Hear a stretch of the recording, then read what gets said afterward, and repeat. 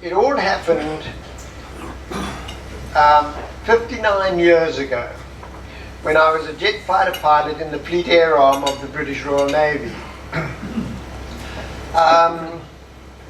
The reason for making the video was I had graduated from uni with a couple of degrees in accountancy and commerce, which I loathe and detested. And in 1955, I'd left home in South Africa for an extended trip to the United Kingdom.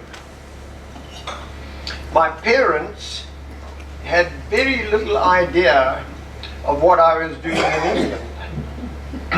They knew that I was interested in flying. I already had my pilot's license, but they never dreamt I would try and join the British Royal Navy. They presumed I had a job with a firm of accountants in London. In South Africa, there was a naval dockyard called Simonstown. It had been established on the southwest tip of South Africa. The British Royal Navy had used Simonstown since the 1790s. And although it had been mandated to Britain, ownership was formally handed over to South Africa under the Simonstown Agreement of 1957. For a year, I had been negotiating with the Admiral in charge of the Royal Naval South Atlantic, flying his flag in Simonstown. And I'd been negotiating with him to join the Fleet Air Arm of the British Royal Navy. So, how do I tell my folks? I decided the best way to do so was by making and sending them a video which I titled "An Hour at Sea on an Aircraft Carrier in the British Royal Navy." Using a small Bell & Howell video camera, I made the movie clip which will follow shortly. I might also add, it was probably against all naval regulations at the time to take some of the shots that I did. And the way I did it was, one of the ratings on deck saw that I had a camera and said, "Sir, what are you doing with that?" I said, "Well, I'm going to take some shots." He said, "Let me help you." And he made a little bracket which enabled me to screw the camera onto my gun sight of my jet fighter. And that is amazing what shots I got. The opening shot that you will see is that of the carrier Ark Royal, the R09, then the pride of the British Royal Navy. 50,000 tons steaming into wind at full speed, 35 knots or 65 kilometers an hour. Ark Royal was the first operational carrier in the world with an angled deck. The angle was 5.5 degrees. Now, let me explain what an angled deck is, because I'll be very honest, when I first heard of it, I really thought that it was tilted that way.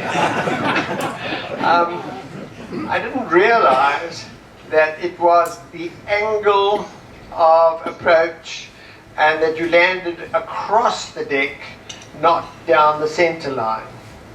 And the reason for it was incredible, because it rearranged the parking arrangements on deck, which enabled the carrier to accommodate 60, 70 aircraft as opposed probably 10, 15. Anyway, we'll discuss it in more detail a little later. Ark Royal became known as the legendary or the mighty Ark Royal. She had 2 steam catapults. Up to then, carriers were fitted with hydraulic catapults, which were like a wound-up spring of a clock. Aircraft were shot off at flying speed. which was very, very severe, and it gave you a kick up the backside, especially your back, which I bear testimony to ever since. With a steam catapult, you would accelerate it up to flying speed. Ark Royal also had a deck-edge elevator lift on the port side and 2 lifts on the center line. On the port side, midships, was a gyroscopically stabilized concave mirror landing device, or OLS, optical landing system. The deck was 245 meters long and 34 meters wide. Over the stern end were 6 steel cables or arrestor wires. With a perfect landing in ideal conditions, you'd pick up the number 3 wire. It carried a total of 50 to 60 aircraft, Seahawk day fighters, which was the sea version of the Hunter, and as far as I was concerned, one of the greatest jet fighters that I had ever flown. Its landing characteristics were just amazing. It was ideal for an aircraft carrier. We had Sea Venom night fighters, we had Sea Gannets, Sky Raiders, and 6 Sikorsky helicopters. The top speed of the carrier was 35 knots, 65 kilometers an hour, and it had a total complement of 3,000 men. I don't think there were any women. I never saw any. So, what is a carrier? Well, it is a warship with tremendous power and speed.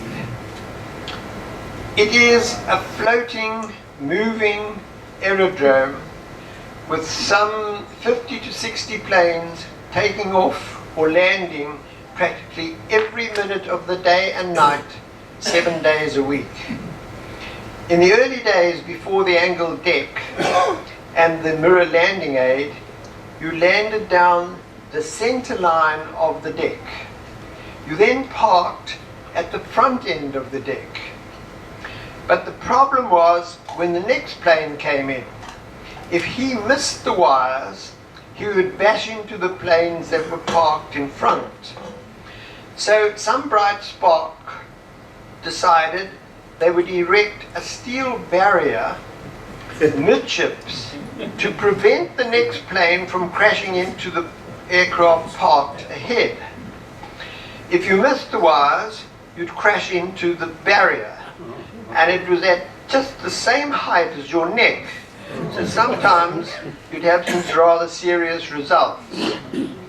The angled deck now allowed aircraft to be parked on the starboard side of the deck, out of the way of aircraft coming in behind it. A batsman with 2 bats stood on the port side of the stern to indicate if you were high, low, fast or slow. The problem was that if you had an argument with the guy the night before, you weren't going to rely on his signals and take things into your own hands, with usually rather serious consequences. Around 1955, the batsman was replaced by a British invention, the OLS, or Optical Landing System, the Mirror Landing Aid. The story goes that a naval commander was one day watching his secretary in his office powder her nose. She had balanced her mirror against a book on her desk. He noticed that as she powdered her nose got closer to the mirror, going down a slope or a glide path to the desktop. This gave rise to the mirror landing aid and literally changed carrier procedures. The mirror was positioned about midships on the port side of the flight deck. On either side were 6 green datum lights. An amber light shone in from the front and was reflected by the mirror into space as a beam.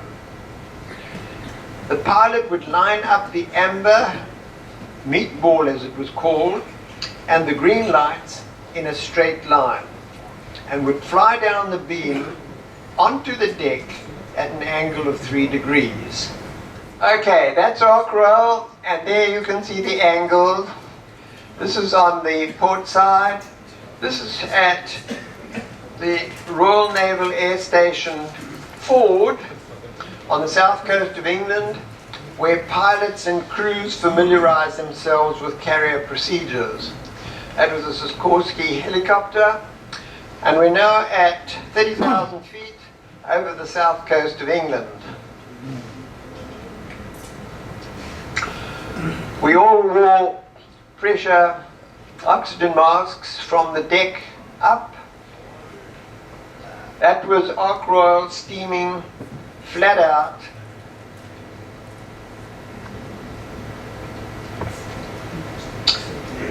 And this is a Seahawk.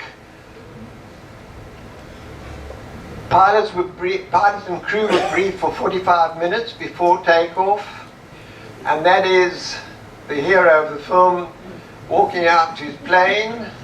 You'll notice I had a white belt around my waist, and that was an emergency radio if you eject over the water.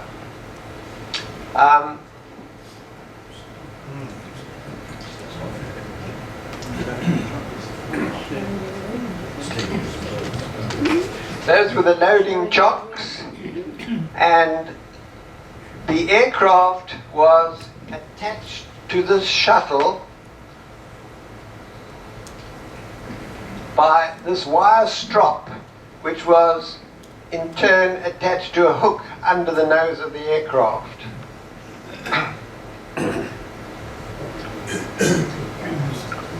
A Seahawk taxiing onto the catapult on the port side, and one taxiing onto the starboard cat.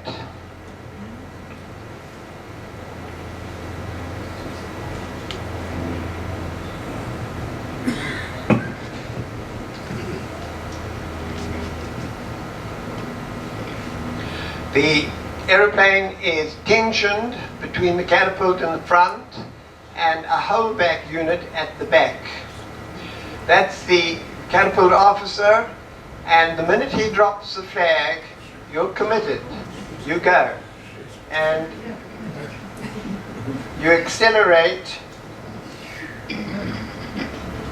to 180 to 200 knots in a distance of 80 feet or 24 meters.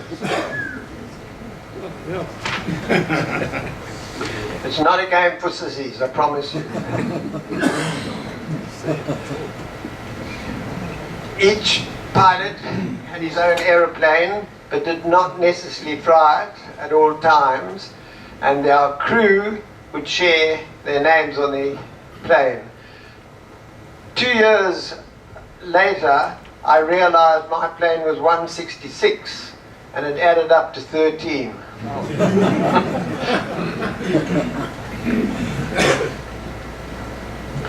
The flags that you saw flying there indicated flying stations to the rest of the fleet. There were always about 60 to 80 warships right across the horizon.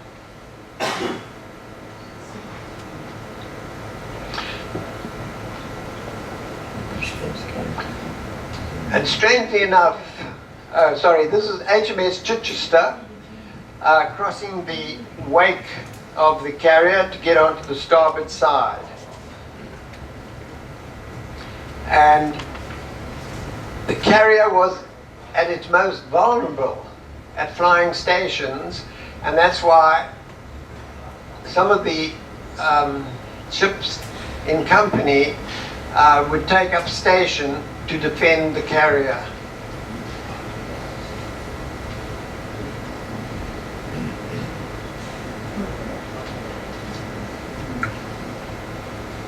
30,000 feet, and that is what the carrier looked like from that height.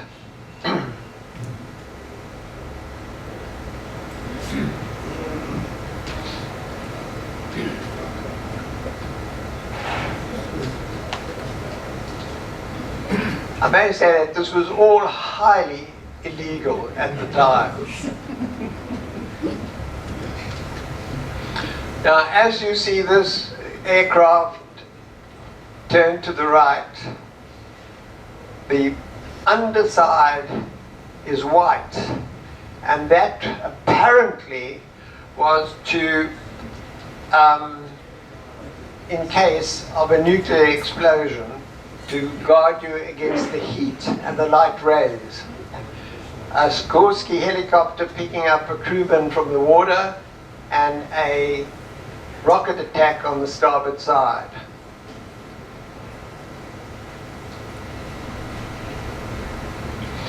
A for Ark Royal, those were Seahawks and Sea Venom night fighters. And there is the first plane on its approach landing. A Seahawk,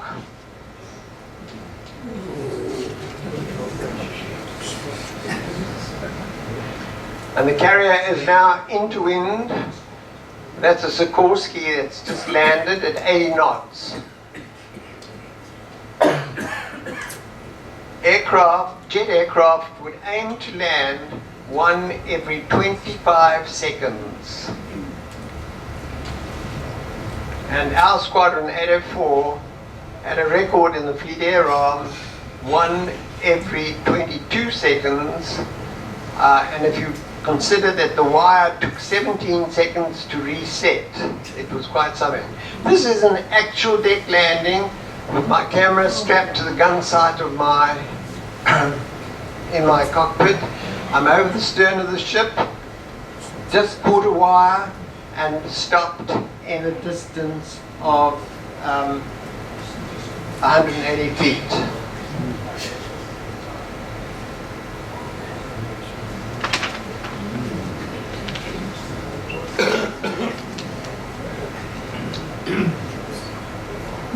The Sikorsky carried a crew of 4 and was used to extend the radar coverage of the ship by about 150 miles.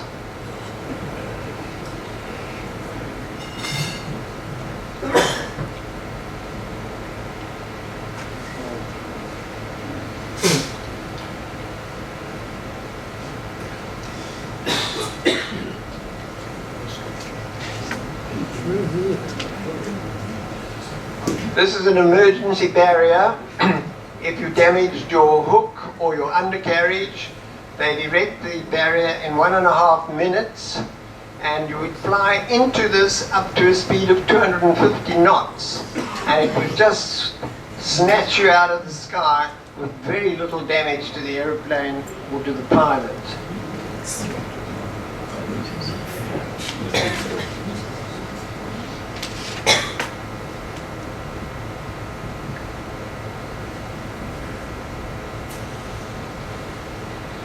And you'll notice that everything on a carrier happens in split-second timing.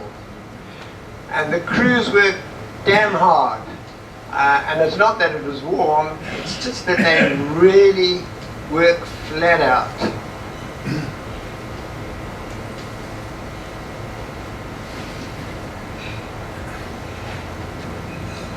The helicopters were also used for anti-submarine. They drop depth charges and torpedoes. Squadrons for early morning takeoff. This is a sky radar on the catapult, which is very unusual. They usually used to do a free takeoff.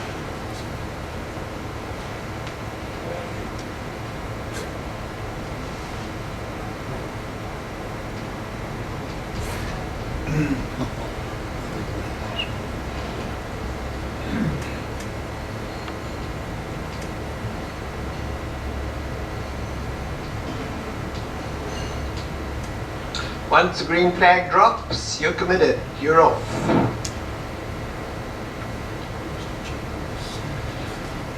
That's commanding officer of 804 Squadron with the commander of the ship. And you'll notice that some pilots have got blue overalls, some in a dirty green. You'd wear blue over the Mediterranean and green over the jungles of Malaysia. And that white pad on the right knee is a rice pad where you could write notes, and in the event of an emergency, if you were caught or captured, you could eat the rice pad to get rid of the notes.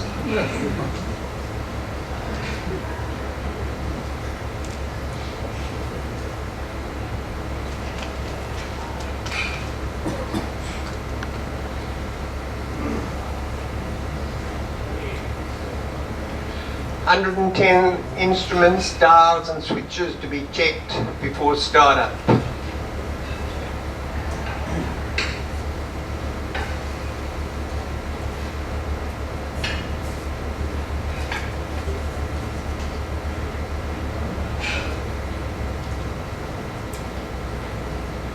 And Sky Radar bringing the mail back from England.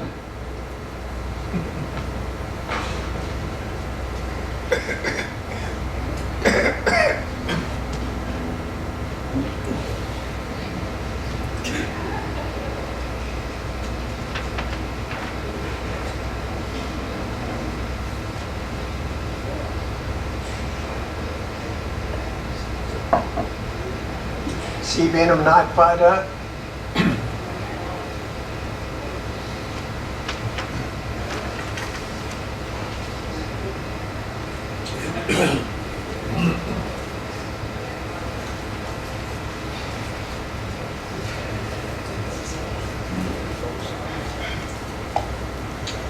And so the cycle continues, hour after hour.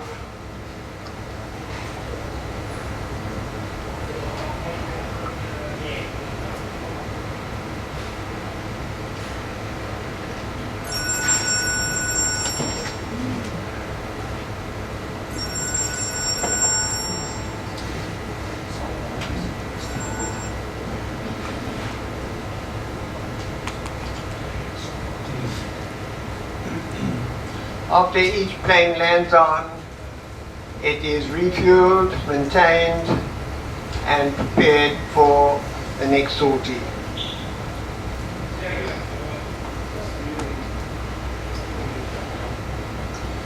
£1,000 bomb. The Seahawk carried 2,000-pound bombs at 4 20mm cannon and 16 rockets, supersonic rockets.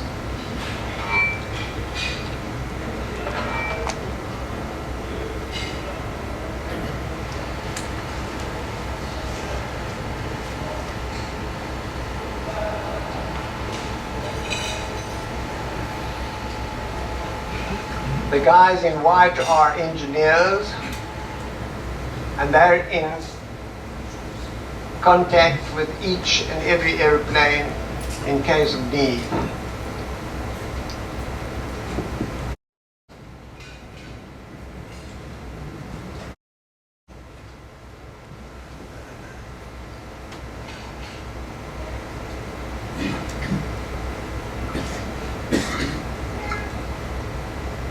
And pilots and crew spend 40 minutes in the briefing room on a debriefing, whilst the next wave of crew are preparing to board the aircraft.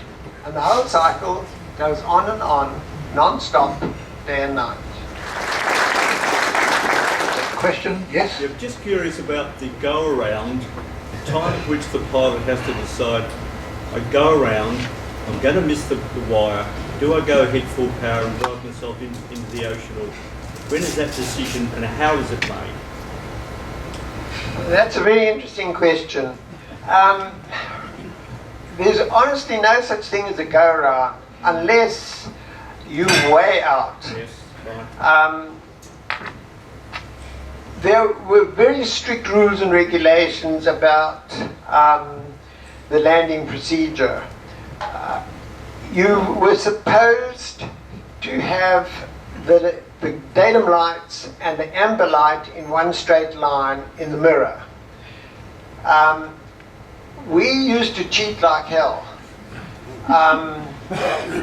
In fact, we had the datum light, the amber light, way below the datum lights. And we used to cut the corner onto finals, and we got the landing interval down to 22 seconds. Now, the recommended landing interval between planes was 50 to 60 seconds. The Americans were 60 to 90 seconds.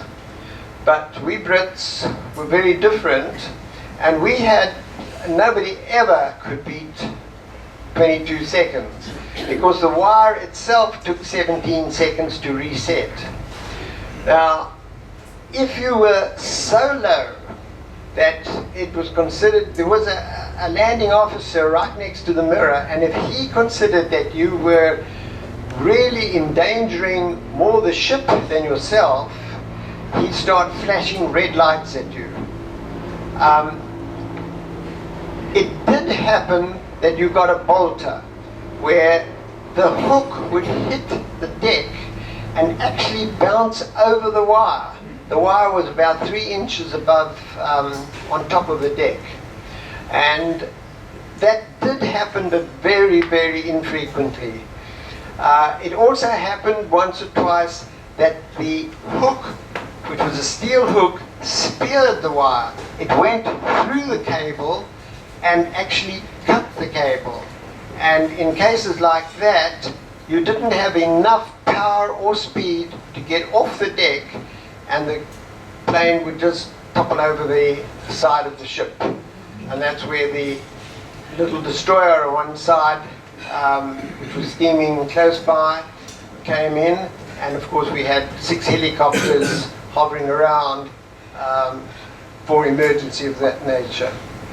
But most pilots coped pretty well with the landing, and fortunately that didn't happen. Anybody else?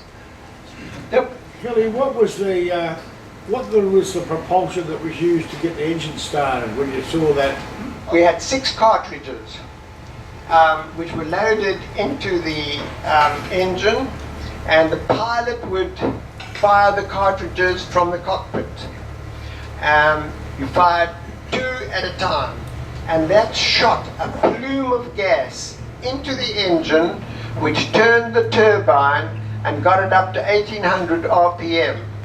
That in turn enabled the engine to ignite the fuel and would take your RPM up to about 9,000.